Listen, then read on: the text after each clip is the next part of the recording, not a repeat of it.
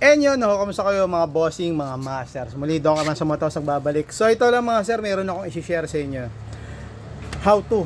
Ayan, so paano baklas ng, o magtanggal ang ating gulong, o yung ating rear wheel na tinatawag. So mapapasin nyo mga sir, medyo talagang gamit na yung natin, yung gulong. So umabot na doon, lagpas na doon sa kanyang yung wear indicator para kumbaga sa kailangan na natin magpalit ng gulong. So kailangan na dahil mapapansin niyo ayan sumatagas na yung kanyang yung sealant. So hindi ko alam kung bakit, wala namang pako, pero dati siguro may natanggal niya. Ayan, so sobrang nipis na. Ayan. So ito share ko sa inyo mga bossing paano magbaklas ng ating gulong. So medyo marami kasing nahihiwagaan dito sa mga ganitong unit, lalo man naka ADB. So buksan lang natin yung ilaw mga sir. So yan, nagbabalik. So yun nga, maraming nahihiwagaan sa mga ganitong unit, sa mga naka ADB 160, PCX 160. Yan, so click 160. Yung mga nagpapalit ng gulong, nagpa-replace ng gulong, nagpapalit ng kung ano man, baga muffler. So after mapalitan ng gulong, nagkakaroon ng check engine. So yun yung mga nagiging issue kung bakit nagpalit lang ng gulong, nagkaroon na ng check engine. So dahil po dito yun mga bossing. So ituturo ko sa inyo kung bakit nagkakaroon ng check engine. So ito yung setup natin, basic lang, ganito lang. So kung meron kayong mga rubber, mas maganda. Yung katulad dito, rubber matting. Yan. Para hindi tayo mahirapan magdukot-dukot o magtanggal ng mga bolts and nuts. Yan. So ang gagawin natin, habang naka center stand, so ibaba nyo yung side stand, then pwede nyo siyang i-ano ko lang ha, tulak ko lang. Ayan. Alright, so ayan na, so naka side na siya. Ayan. Kung mapasin nyo, nakatagilid na. Ayan. So hindi yan babagsak kahit anong gawin yung galaw-galaw, hindi yan babagsak, huwag kayong matakot mga bossing. Ayan. So mas madali lang gumalaw, mas madali lang sumilip sa ilalim. Yan. So, kung bakit nasisira o nagkakaroon ng check engine ay dahil po dito. Yan. So, kung mapapansin nyo yung itong wire na to, itong sensor na to, ito yung tinatawag na oxygen sensor mga sir. So, kalimitan, lalo na pag nagpapalit tayo ng gulong, siyempre, kailangan tanggalin yung muffler. So, lalo na hindi pa familiar yung magbabaklas o minsan sa vulcanizing, akala nila pag tanggal ng ito, yung mga nut, ayan, yung dalawang nut ng tambutso, pag hugot, akala nila wala nang mga ganitong nakakabit. So, ang possibility yan sa nangyari na puputol to, yung wire na yan. So, pagbalik ng muffler o pagkabit ng bagong gulong, so nagkakaroon ng check engine dahil hindi nila napansin na naputol pala yung kanyang oxygen sensor. Ayan. So, basic lang naman para dalawang pwedeng gawin. Actually, tatlo nga.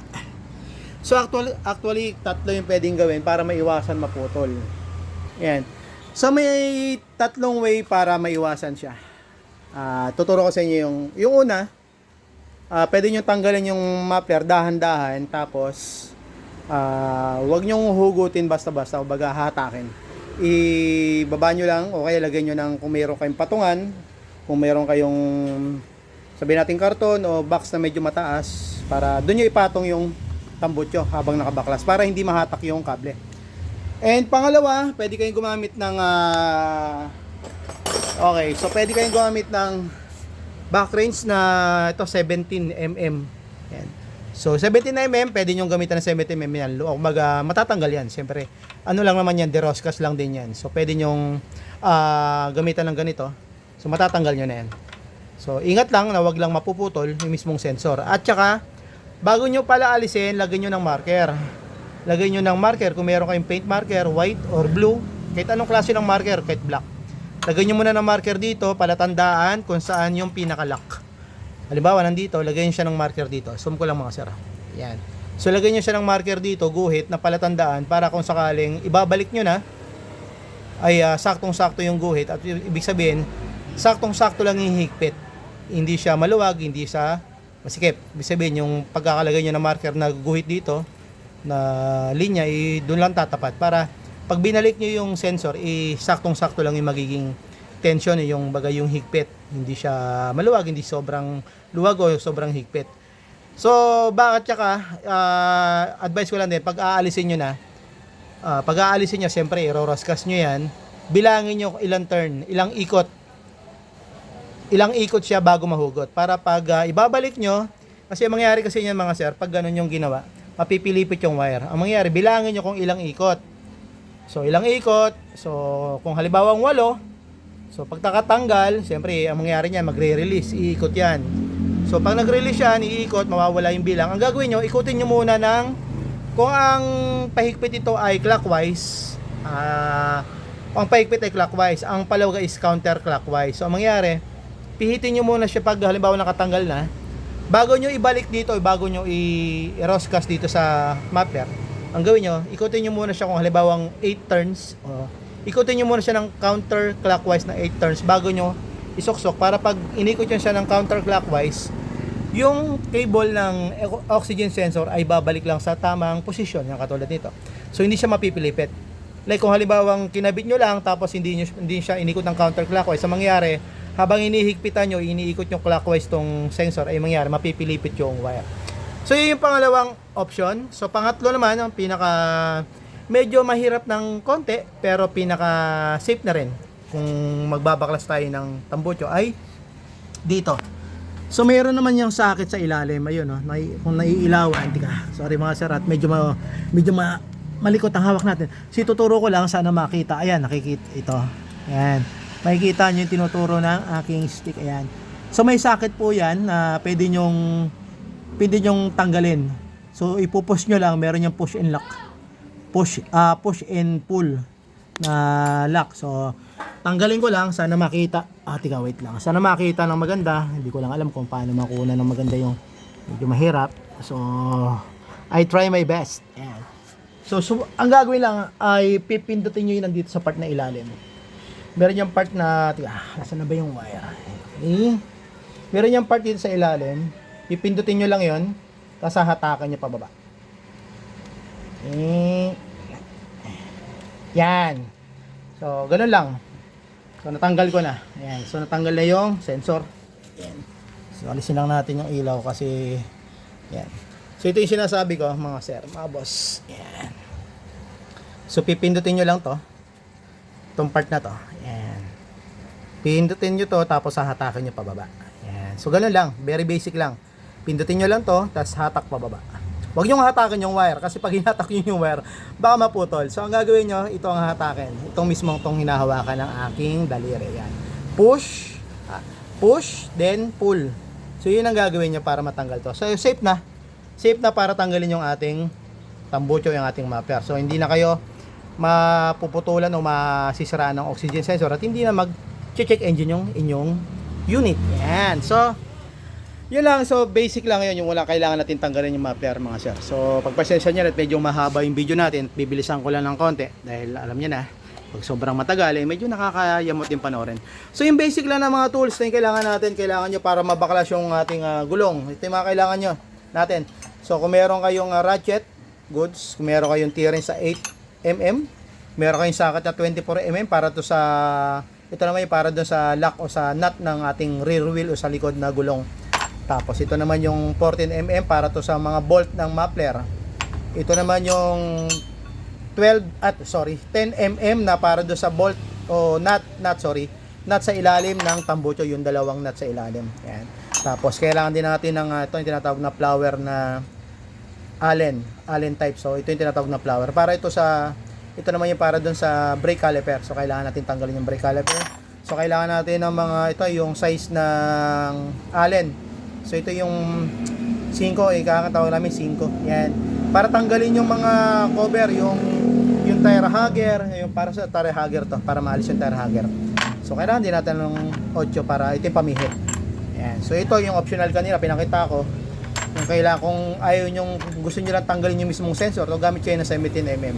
Yan. So kung meron din kayong power impact para tanggalin yung, para malus nyo yung dito, yung nut ng gulong. Yan. So mas maganda. Pero kung wala naman, pwede kayong gumamit ng ratchet kung kaya. Kung hindi kaya, huwag nyong pilitin kasi mapuputol o baka masisira yung ratchet. So much better gumamit kayo ng mas malaki katulad nito. Yan. Yan. So kung wala kayong power impact, gumamit kayo ng power handle. Yan. So ito power handle tawag dito para pambaklas dito sa nut ng gulong. Yan. So ang gawin ko lang mga sir, babaklasin ko lang to. So hindi ko na masyadong ipapakita sa inyo piece o part by part yung pagbaklas. So pakita ko lang sa inyo paano yung, kumbaga, paano ko babaklasin lahat to. Yan, so tara mga sir. So patong ko lang dito para makita nyo ng actual. So hindi ko na mapapakita talaga ng, kumbaga, yung isa-isa. Pakita ko lang sa inyo paano lahat simulan, o paano sa tambutso hanggang sa gulong, paano yung pagbaklas. Yan, so simulan natin dito sa tambutso. Sabi ko nga, tambutso tayo magsimula. So sa muffler tayo. So walang cut na yung video natin mga sir, ha. Wala na pong cut, para tuloy-tuloy lang.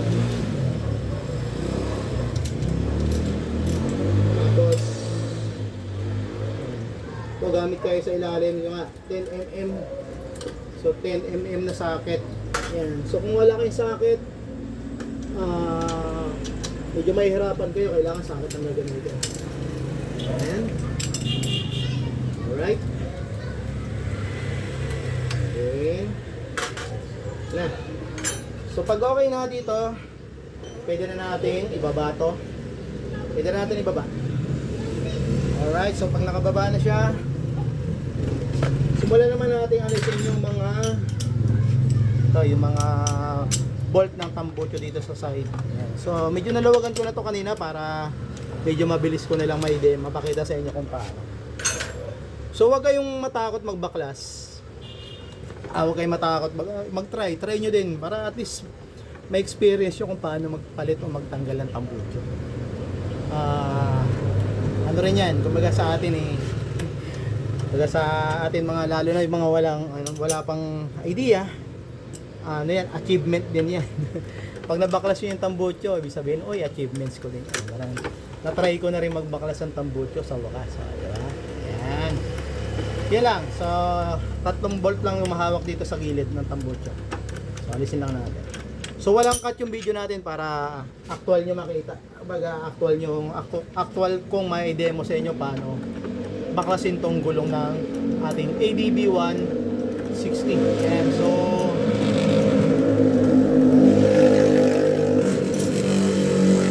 pagpasensyaan nyo na, may dumaang truck. So may dumaan truck. So ito na, pag nahugot, yan, basic lang. Tatanggalin nyo lang ganyan, natanggal na. So wag nyo kakalimutan mawala ito. Ito, importante ito, yung exhaust gasket. Yan. So baklas na yung buong tambutso, ilagay na lang natin sa gilid to. Right. Okay. So next natin ay ako hindi ko na dapat kailangan tanggalin, pero siguro tanggalin ko na lang para at least may demo ko na maganda. So alisin na lang natin tong cover ito, kasi para hindi tamaan. So next natin, alisin natin tong swing arm. Luwagan lang muna natin. Luluwagan ko lang yung swing arm. So gamit pa rin ito 14mm na socket. Yan. So yan. Luwagan ko lang, mamaya ko na tatanggalin. Yan. And next natin ay gamit tayo ng 12mm na socket. Tanggalin natin. Luwagan natin. Yan. So luwagan lang muna itong sa shock. Yan. Kailangan talaga matanggal yan. So mamaya nyo na totally alisin. Madali lang akong alisin nyo mamaya. Then gamit tayo ng T-wrench. So T-wrench para alisin yung mga yung mga 8, yung mga 8mm na maliliit na bolt. Yan. So alis natin, gamit lang kayo ng T-wrench kung may T-wrench kayo. Kung wala naman, kahit mga socket wrench, pero mas maganda T-wrench para sa akin. So alisin nyo lang to, yung maliliit na to. Then siyempre lagay nyo na sa isang lagayan. Yan, para siguradong hindi mawawala. Yan, pag natanggal naman natin to, next natin ngayon, alisin natin tong mga bolt dito ay sa tire hugger. So yung bolt na yan ay 10mm o 10mm yan. 10mm. Alright, maluwag lang yan. Hindi naman gano'ng kahigpitan yan. So gamit lang kayo ng 10mm na socket. Kung may T-wrench kayo na mahaba, okay din. Ako kasi yung T-wrench ko nawala. Kaya ang gamit ko ngayon yung socket wrench na long. nawala kasi yung T-wrench ko. So tanggalan natin yung dalawang bolt para dito. Yan. So yan na. Next natin, alisin natin yung Allen bolt nitong caliper. So ito lang yung alisin natin ha mga sir. Hindi nakasama itong nandito sa ilalim. Yan, ito lang. So ito lang yung alisin natin. Dalawang Allen yan. Yan. So medyo naluwagan ko na to kanina para mas mabilis na lang kasi kung medyo masikip yan, kumbaga makikipaglaban pa yun eh. Parang si Ultraman yan.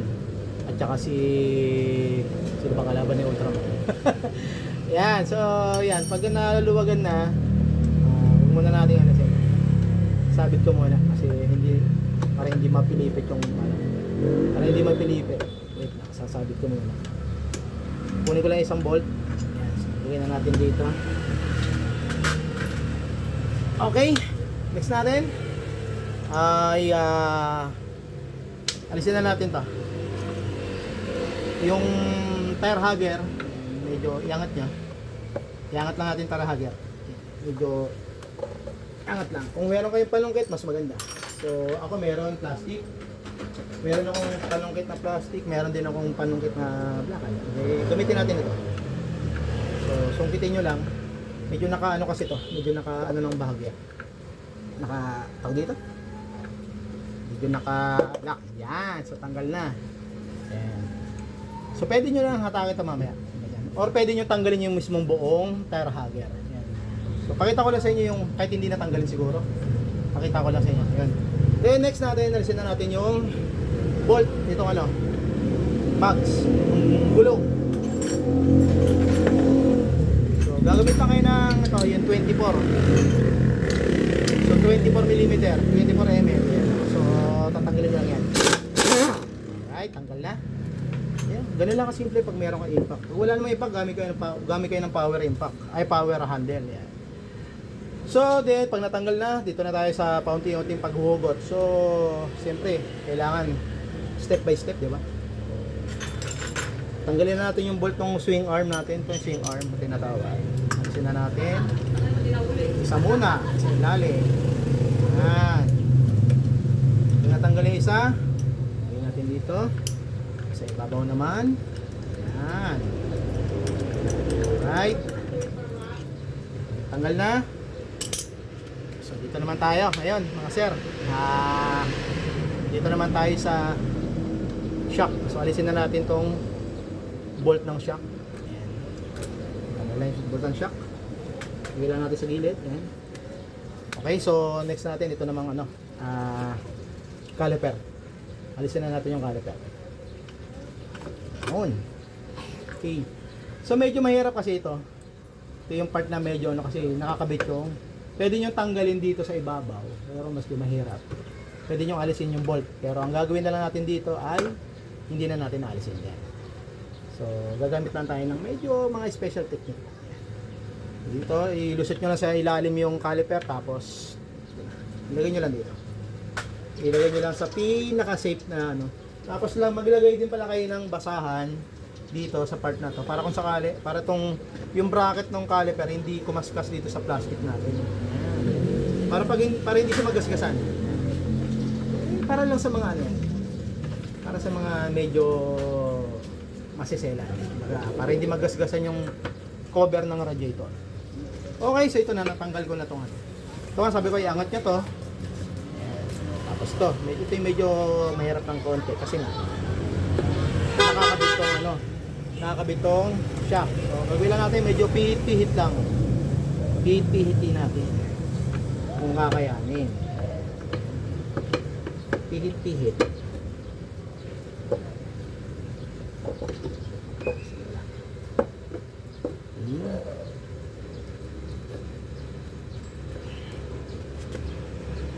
Okay, ayan na. Ganoon lang. So medyo kasi nakakabit pa yung shock. So gagawin niyo, hatakin niyo lang ng bahagya, pero huwag niyo pepersahin ng sobrang lakas. So dahan-dahan lang. Pag ganyan, pwede niyo nang iangat yan. Oh, may alis niyo na. So tanggal na yung swing arm, ito na, alis na. So lagay na sa gilid.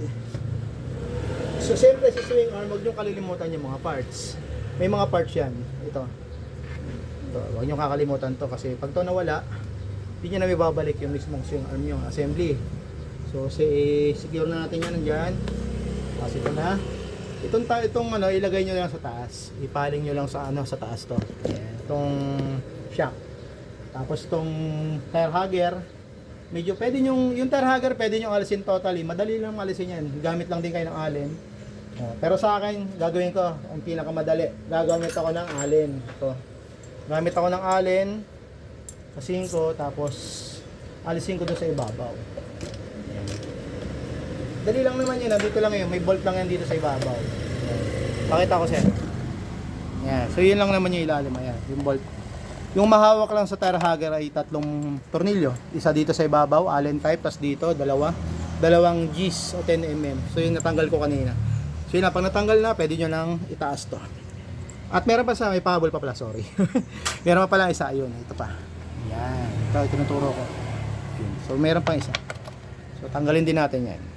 Yan. So, medyo pagpasensyahan nyo na at wala akong, kumbaga, hindi nakakabit sa, wala akong holder ng cellphone. Yan. Wala akong stand.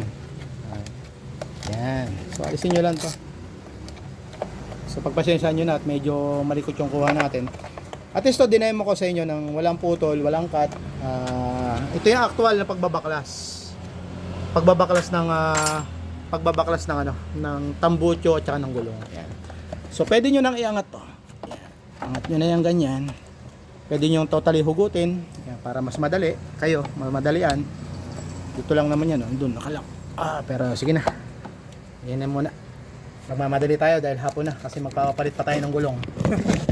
Okay, so ito na. So pagpasensya nyo na at malikot ang kuha. Alright, so sabi ko nga, iangat to. Angat nyo to. Yan, iangat. Tapos to, medyo taas nyo, din hatak. Hatakin nyo lang palabas. Lumabas ang ganyan yan. Kung mapapansin nyo, madali ko lang nabaklas, di ba? Mapapansin nyo, madali ko lang nabaklas yung gulong. So, natanggal ko na yung gulong.